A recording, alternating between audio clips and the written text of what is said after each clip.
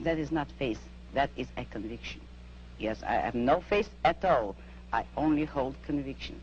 Who are you, Айн Рэнд? When I say that, I would like to know just a little bit of your vital statistics. You have an accent which is... Russian. Russian. You were born in Russia? Yes. Came here? Oh, about 30 years ago. And whence did this philosophy of yours come? Out of my own mind, with the sole acknowledgement of a debt to Aristotle, who is the only philosopher that ever influenced me. I devised the rest of my philosophy myself.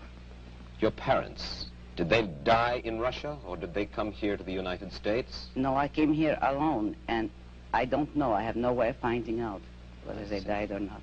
You are married? Yes. Your husband, is he an industrialist? No, he's an artist. His name is Frank O'Connor. And he, not the writer? He no, paints. Not the writer. And does he live from his painting? He's just beginning to study painting. He was a designer before. Is he supported in his efforts by the state? Most certainly not. He's supported by you for the time being? No, by his own work, actually, in the past.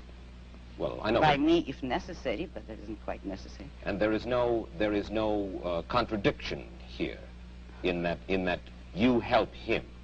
No, because you see, I am in love with him selfishly.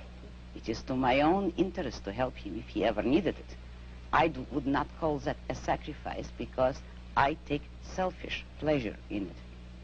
Let me put one specific case to you. Suppose under your system of self-sufficiency, one single corporation were to get a stranglehold on a vital product or a raw material, uranium, for instance, which might be vital for the national defense, and then would refuse to sell it to the government.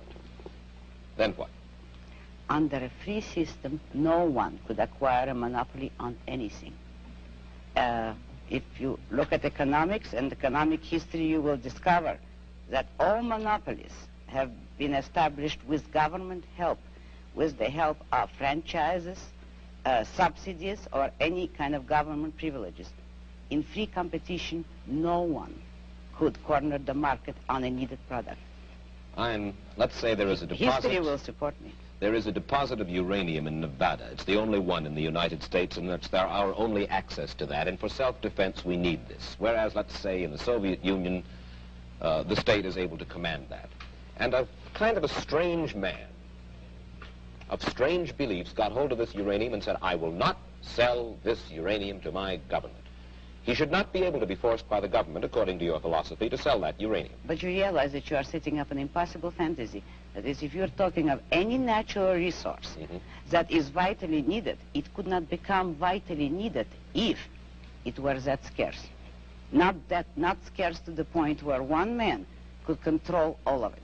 So long as, I'm using your example, if a natural resource exists in more than one place in the world, no one man is going to control it. All right, let's take another. How do we build roads, sanitation facilities, hospitals, schools?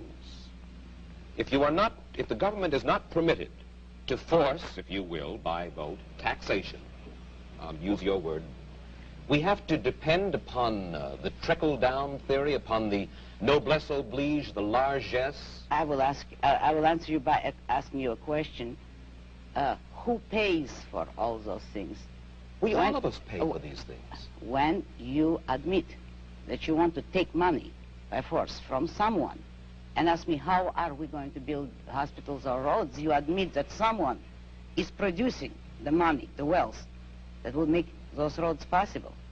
Now you have no right to tell the man who produced the wealth in what way you want him to spend it.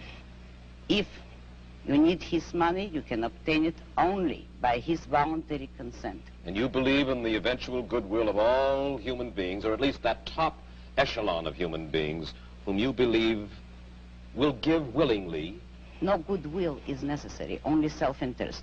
Only I believe in private roads, private post offices, private schools. When industry breaks down momentarily, and there is unemployment, mass unemployment, we should not be permitted to get unemployment insurance. Social Security we do not need.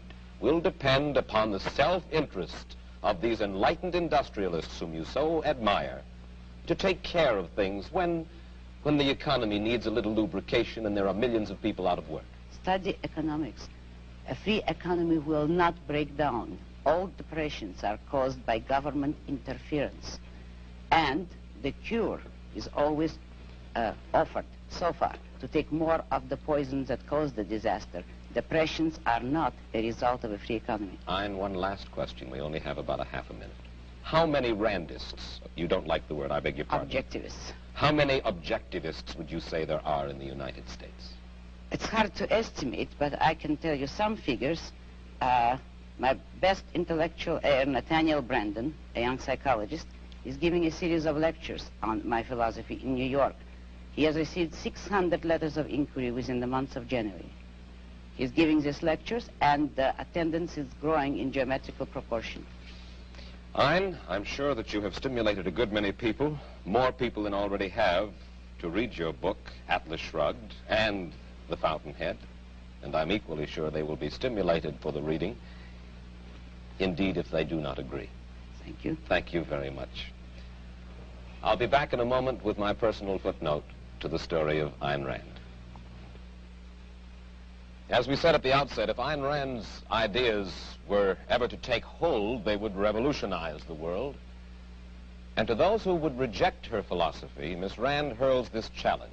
She has said, for the past 2,000 years, the world has been dominated by other philosophies. Look around you. Consider the results. We thank Айн Рэnd for adding her portrait to our gallery, one of the people other people are interested in.